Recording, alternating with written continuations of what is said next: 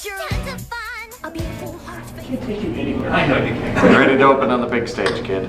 Yes, now we can ask the real questions. Yes. How do you feel about puns? You need to stop. Oh, I have a question. I did not see this listed on this year's Halloween Comics Fest, but is there any thought to a possible Fiendship is Magic mini issue for maybe an upcoming Halloween or special? That would actually, That is a good idea. that would actually be Dear more up to our Bobby. editor. Our editor control. As to what he can fit on the schedule. Well, I'll ask except solicits would have. Hasn't worked out. Yeah. Um, It'll be a late Halloween. Yeah, like a It'll be Christmas Halloween special. All the Nightmare day. Before Christmas Halloween special. yeah. That would be awesome. Dear Bobby. Bobby's our editor. Well, I guess that's sort of at least a good question as far as the whole. It does. I have a good question. can make Path of Madness. As far as the whole process goes, as far as with the comics, look at me weird, man. As far as like coming up with storylines, what do you guys have in store? Different arcs and things like that. Your process as far as like who's involved, puts in what, or is it pretty much editor, writer writes it, drawer, you know? Is there any sort of free flow in that sort of aspect of the way the comics come together? Well, So the question is, what's coming up, and how does it as far as, come like, together? As far as the whole process of writing a comic, as far as from conception to going, is there free flow between you guys as far as like who puts in what effort? As far as story coming down from the editor, we need a story about this, writer, you're going to write this story like this, or you're going to draw it, or is it a free flow between creativity-wise? we're all kind of scheduled on books. It's not like, oh, this story comes up, who wants it? Yeah. It's who's on the schedule for it. We kind of all alternate so that we can have time to eat and sleep. So that's, again, that is our all-powerful Bobby, our editor. But as far as like the actual construction of the individual issues, you know, once the script comes in, I just start doing layouts, and it's basically up to me as to interpretation as to how the art is going to look. You know, as long as Hasbro is okay with it, then everybody's okay with it. So. You collaborate sometimes ahead of time with Katie, right? Yeah, Like yeah. you'll come up with stuff together. We come up with sometimes, ideas quite a bit. Depending on how it comes together, like if you just get stuck with a writer, not in a bad way, but just like here, just do this. Thanks. Oh God. Andy, up until recently, has only worked with Katie, and so they would talk about stuff ahead of time. And then, depending on who it was, like I'm friends with Heather, and we did an issue together, and there was a very small amount of like, what if we did this back and forth? And that happens sometimes. But sometimes, if it's somebody that you don't know very well, or you just need to just knock it out, sometimes you just get the script and you just draw it, and turn it in, and there's not a lot of collaboration. That's most of mine. Most of mine, I get a script. If I feel there's a change needs to be made somewhere, I just tell Bobby, hey, I made this change. But it's usually just a minor panel thing. Like if I had 5 panels, I might make it 6. Or if it's 6 panels, I don't think it flows better differently. So I'll make minor changes, but I'm pretty much given the script. I don't really collaborate too much. Usually Bob goes, draw stuff. And I draw stuff. So, but I like it. I like it. Bobby just goes, hey, want to work on this next? Your schedule's good. I'm like, okay. And it's always cool. It's always awesome. And I like all the writers. All the writers are awesome. Except for Heather. Except for Heather. How dare she write? I can't disagree.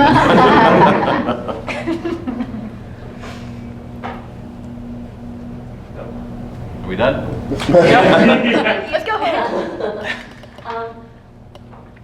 Knowing that this is, you know, a YA or a kid's property for the most part, even though it has a wide fan base of all ages, how does Hasbro feel about variant covers where you can go, I mean, not like super dark, I'm not talking Afterlife with Archie or anything like that, but how, you know, I mean, do you have some kind of leeway to, you know, stick to the art as it tends to be in the pages, but kind of go off on it, you know, like a little like a film noir, a different kind of vibe for some like variant covers?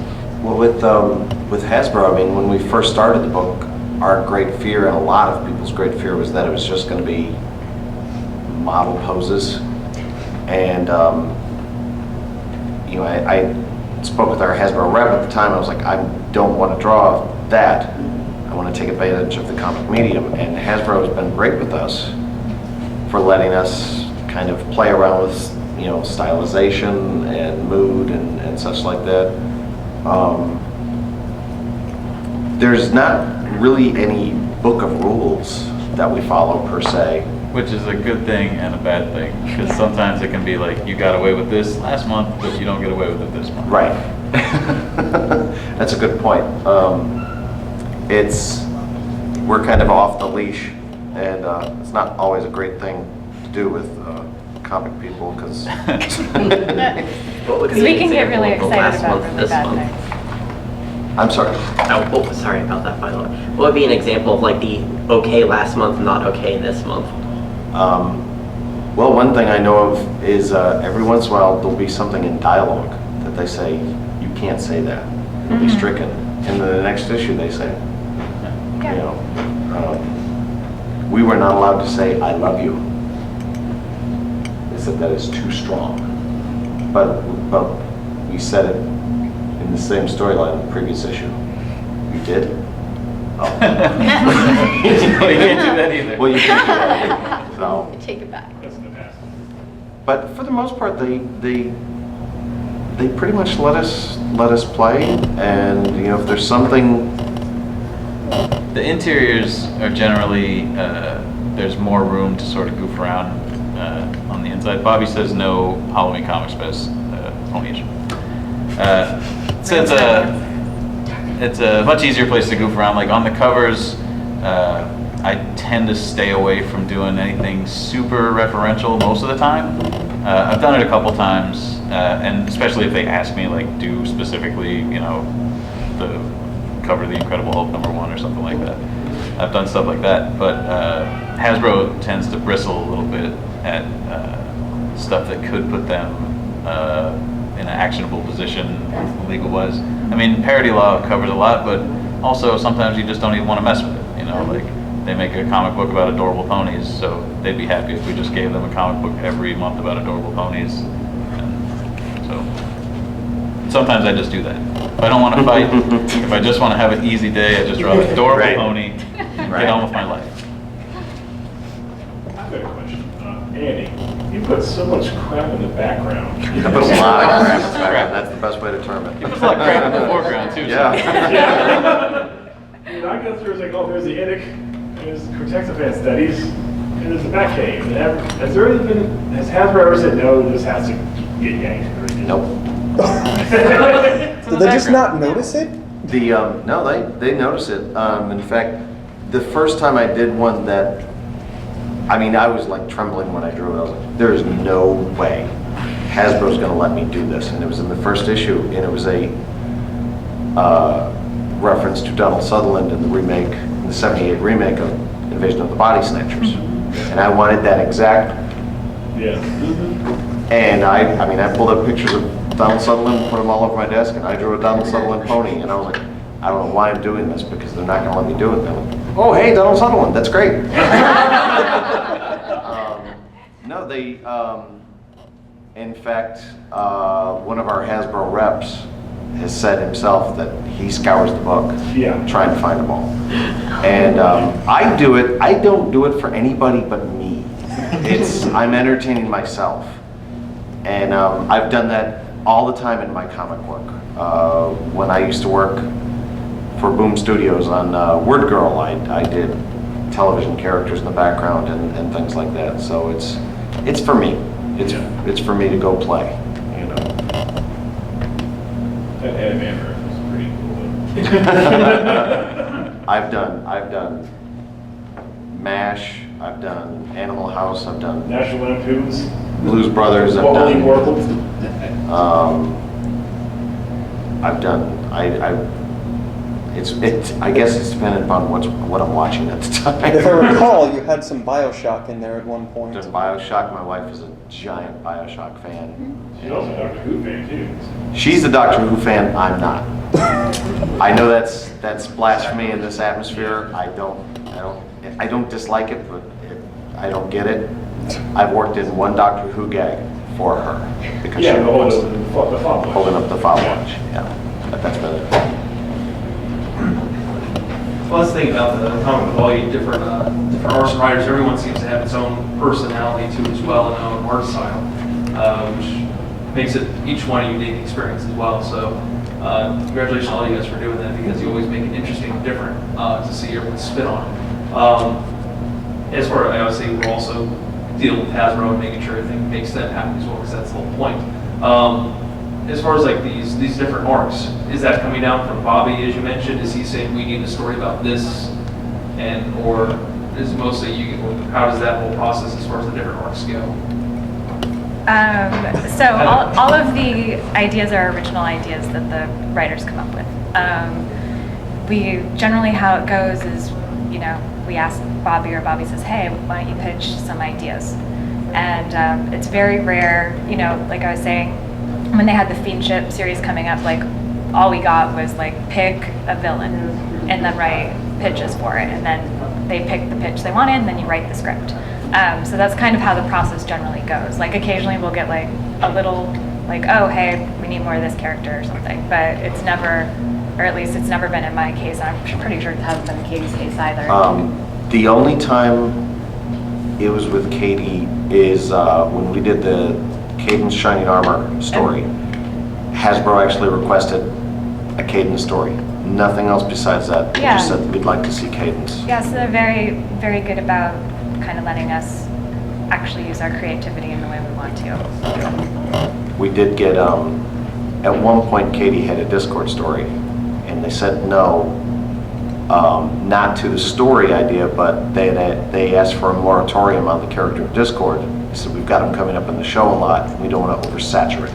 Yeah, that's one thing that does happen quite often. You'll pitch something, you'll be like, it's so good, it's so good, and then you'll hear, no, you can't do that, and then, you know, a season or two later, you'll know why, because the TV people got to it first.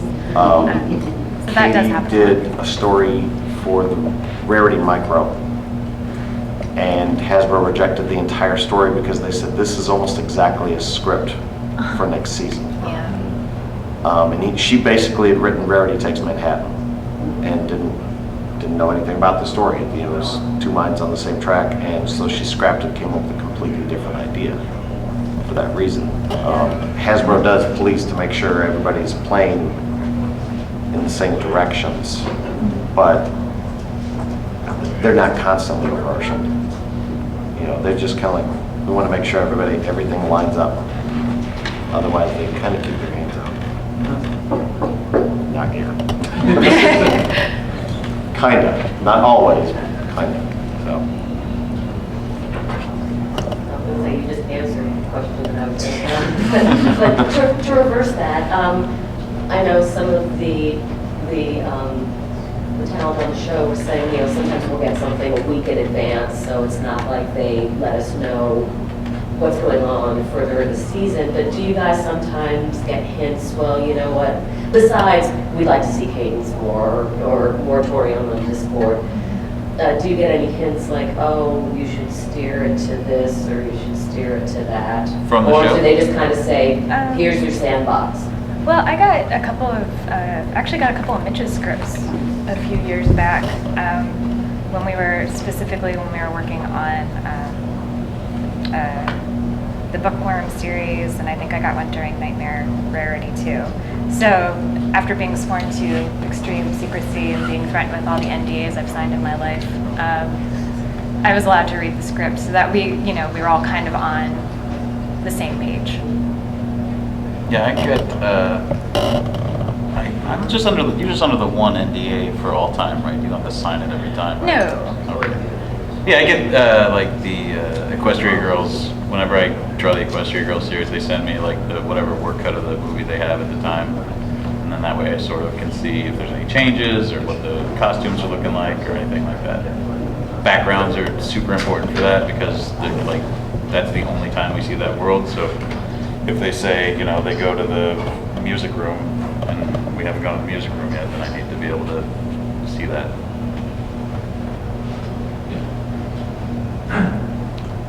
Question about storylines.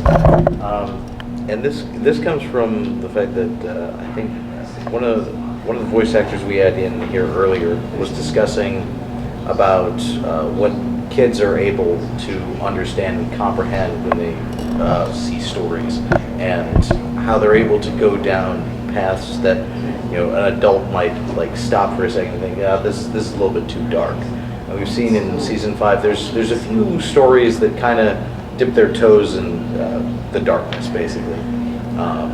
And I'm wondering if you think that in the future, or possibly even right now, Hasbro would be okay with you guys going a little bit further down like darker paths or darker storylines than you have already. I think they're already letting us do darker ideas than they do on the show. Yeah, in the first comic, you had Chris was eating a bunny or something outside of the... Really? Yeah. Show it to me. I dare you. I want you to pull it up. Yeah, because there's nothing being eaten in that issue. Just implied. Not on panel. Yeah. That's up to you. Janet Leigh never got stabbed in psycho. Right. I'm like, this isn't for girls. That's right. Al, I'll tell you this, when it comes to kids, I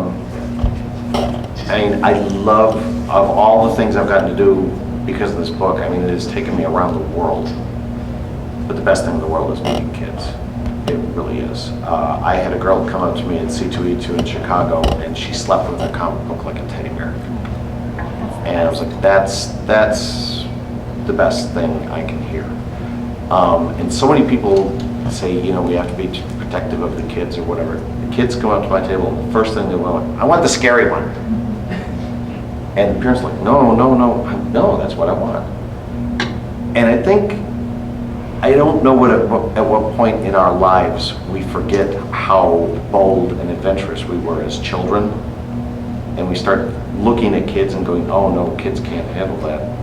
I was watching horror movies all my life, not Freddy Krueger or whatever, but whatever was on Saturday morning TV. And even Super Friends had some bold and odd concepts for kids. I think kids are more understanding and intelligent than we give them credit for.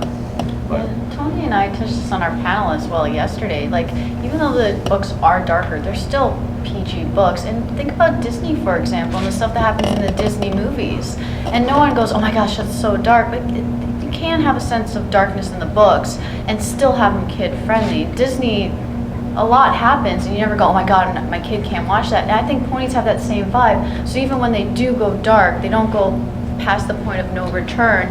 They're still kids' books, and we make sure that they stay as kids' books. And you could add a touch of darkness and still have an epic kids' book. And I think it just adds more character and flair, and it's fun, and kids can handle it, and they're fun books. also, we never threw Mufasa off a cliff. That person with a ship. There you go. I think ponies are totally PG-13, Yeah. PG, not even PG-13. They're totally PG, and even if they are dark, they're still, it's nothing a kid can't take. They're still very, very kid-friendly books. Yeah, I sort of bristle at the when people say that they want to take the book in a more like adult directions, or where they're like, there's a lot of stuff in it for adults too. Not necessarily. I mean, like there's references and stuff like that, but the stories are always, stories that a kid could totally grasp and understand. Like not like dumbed down, but like when I was a kid, I read X-Men comics, and you can understand an X-Men comic if you're a kid. And I think what the adult fans dig is just that it's good stories, not that it's adult stories. I mean, if you want to read an adult story, read an adult story. I mean, they're out there. Yeah. Every other comic book. I think our goal with these is we really want to make an all ages book. Yeah. From art to story, etc. A kid can pick it up, or a 30-year-old can pick it up and get something out of it. That's our goal anyway. Like in the sense of, as we were saying with Disney, like Pixar movies, how it's generally perceived as like, oh, it's a kid's movie, but when you sit there as an adult and you pop in the original Toy Story, you notice like all these little jokes that you didn't necessarily get, and that an adult would get, as you said, all ages. Well, it's like reading a Calvin and Hobbes book at 9 and then at 19 is It is. you get different things out of it. And I think Different levels of enjoyment. I've said this all my life. I think one of the best examples of it is the 60s Batman television series. Because that show is written for an adult level of humor. But a kid can watch it and go, look at the fast car, and look at the colors, and look at the action, and oh my God, Robin's about to be eaten by a giant clam, and I have to wait a week. You fast forward 10 years, and that kid's now an adult, and you're like, Robin's about to be eaten by a giant clam. A grown man is about to be eaten. How'd they get away with this? It was two different levels that blended together, and I think that's been part of the success of Ponies, show and comic, etc. Is there's something there for everybody, and it does not talk down to the kids. So. Sort of, there seems to be like two sort of styles of story. One is the like epic adventure, and the other is the slice of life comedy. As far as like writing those and drawing those as well too, do you guys have preferences or things you try and put into those types of stories? I just like epic stories. I'm not that great at slice of life stuff. Katie's fantastic at it. So I think it's more just like, you come up with a story and you're either passionate about it or you don't really care whether you want to write it or not. So I tend to have always liked big grand stories, and so that's what really floats my boat when I'm pitching. As far as art, I like a mix of the two. It's fun to draw ponies leaping into action or running away from stuff, but if you had to do that for the whole book, you'd get a little bored. It's nice to do some pages with jokes and facial expressions, and it's nice to mix it up. Yeah, getting to run the gamut of every mood. Yeah, I think that's one of the reasons why I enjoy doing Ponies so much is, even just like in the very first story that I got to illustrate, we ran the gamut from everyday life to pure comedy to dark, moody horror on the same page. And that, for us, that's incredibly organic and incredibly fun. I'd say that's probably why, at least personally, one of my favorite issues was the Big Mac issue, where it's just him getting a box of nails, where you're running the gamut between, like, he's just getting a box of nails, but there's all this crazy stuff going on in the background, but it's not necessarily an epic story. It's I don't know how Katie continues to get work, because I'm surprised Hasbro hasn't locked her in a closet. Because with the Big Mac arc, they said, okay, we need your next plot line. Big Mac wants some nails. That's what she sent them. And they're like, what? She's like, no, it'll be great, trust me. And they're like, okay. But yeah, that was my favorite of the slice of life stories, because there was just so much random silliness going on at all times, and in the middle of it is like the one normal entity in Ponyville, Big Mac. That's kind of his attitude with everybody, just stay over there. All he wanted was a box of nails. It was fun. In regards to getting like approval from Hasbro and stuff, is there anything you guys have done or want to do that got shut down for any reason? Not so much like because you can't say I love you. We don't have enough time. Yeah. Yeah. The answer is yes. No, Yeah. Just cover layouts where I'm like, oh, this is so cool. They're like, nope. I'm like, oh, never mind. No, they'll always shut down and stuff. You can't get everything approved, but it's always nice when they approve something you really like, and then when they don't, you just want to go, wah, wah, wah, wah. There is my favorite storyline, which fans either absolutely love or they absolutely hate. There's no middle. Was the Reflection storyline, and we've said many times at panels that during the course of the story, the whole story had to be rewritten because of what Hasbro wanted to change. And had they told us that in the beginning, it would have been a lot easier. But they're dealing with the show, they're dealing with the comic, they're dealing with the chapter books, they're dealing with the toys, so we're one of many things that they're trying to juggle.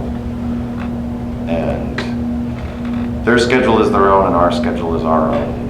Hopefully they will intertwine, but there have been things that they've said no, or you have to take this in a completely different direction. It's not often, but it has happened.